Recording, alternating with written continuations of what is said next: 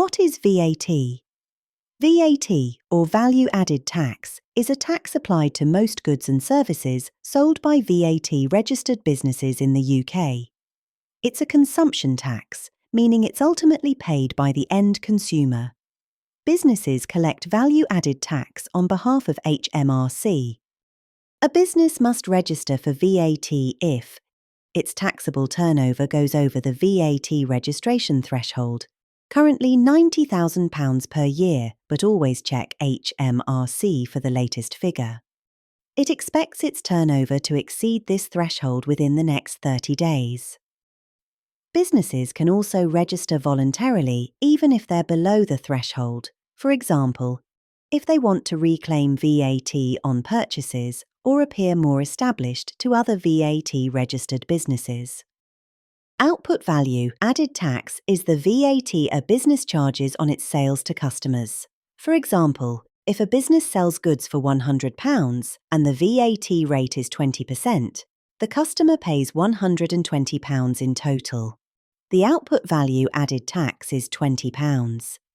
Input value added tax is the VAT a business pays on its purchases from suppliers. For instance, if the business buys materials for £50 plus 20% VAT, it pays £60 in total. The input value added tax is £10. How value added tax works. Businesses don't pay all the value added tax they collect. Instead, they pay HMRC the difference between value added tax they charge and the VAT they've already paid. In simple terms, output VAT minus input VAT equals value added tax payable or reclaimable. If output value added tax is greater than input VAT, the business pays the difference to HMRC. If input value added tax is greater than output VAT, the business can reclaim the difference from HMRC. Now let's look at how value-added tax appears in our accounting day books, specifically the Sales Day Book and the Purchases Day Book. Remember, the Sales Day Book records all credit sales to customers, while the Purchases Day Book records all credit purchases from suppliers. In the Sales Day Book, we record the value-added tax we charge on our sales. This is called output VAT. For example, on the 4th of January, Bright Home Interiors bought goods worth £850. VAT at 20% is £170, giving a total of £1,020. When we add up all the sales for the period, we get net sales, £2,445, value added tax charged, £489, total sales, £2,934, £489 of VAT doesn't belong to us. It's money we've collected on behalf of HMRC. Next, in the Purchases Day Book, we record the value-added tax we've paid to suppliers. This is called Input VAT. For example, on the 3rd of January, we bought goods from Office Pro Supplies for £620. Value-added tax at 20% is £124, making the total £744. At the end of the period, we total it up. Net purchases is £1,365. VAT paid £273. Total purchases is £1,638. This £273 of input value added tax can usually be reclaimed from HMRC. Let's look at double entry for value added tax. When a business makes a credit sale, it charges VAT to the customer. That's our output value added tax. Double entries are debit accounts receivable £2,934. This is what customers owe. Credit revenue account £2,445. This records the sale itself. Credit VAT on sales £489. This is the VAT we've collected on behalf of HMRC. So, output VAT increases our liability to HMRC because we've collected tax from customers. Now let's look at input value added tax. Double entries are credit accounts payable £1,638, what we owe suppliers. Debit expenses or purchases £1,365 for the cost of goods and services. Debit VAT on purchases £273 because we can reclaim this from HMRC.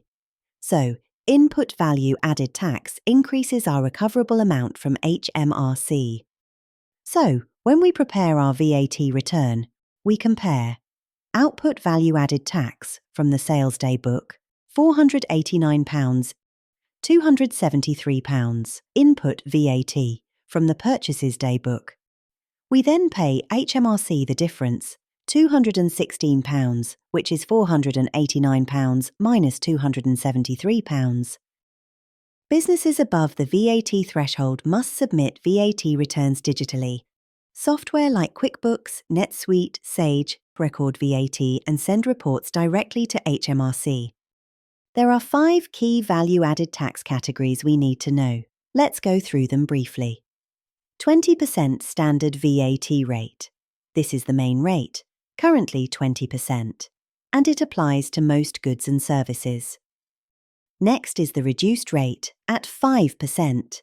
This applies to certain specific goods or services, for example, domestic fuel and power, children's car seats, or energy-saving materials, as long as the HMRC conditions are met.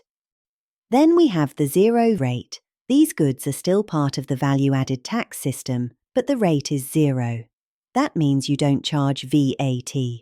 Examples include children's clothing, most food, and exports. Next is exempt from value-added tax.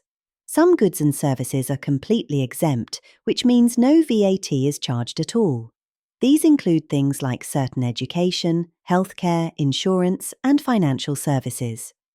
And finally, we've got outside the scope.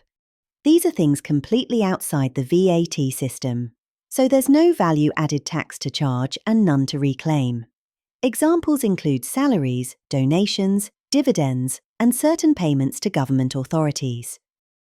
Let's wrap up with a quick summary of what we've covered about value-added tax. VAT is a tax on most goods and services. It's collected by VAT-registered businesses on behalf of HMRC. Those businesses charge value-added tax on their sales. That's output VAT, and they can reclaim VAT on their purchases. That's input value-added tax. VAT appears in both the daybooks and in double-entry bookkeeping, so it affects the accounting records directly. Always make sure to separate the net amount, the VAT amount, and the gross total. That's essential for accurate recording. And finally, value-added tax must be recorded and reported correctly, especially now under Making Tax Digital, which means using approved digital systems for submissions.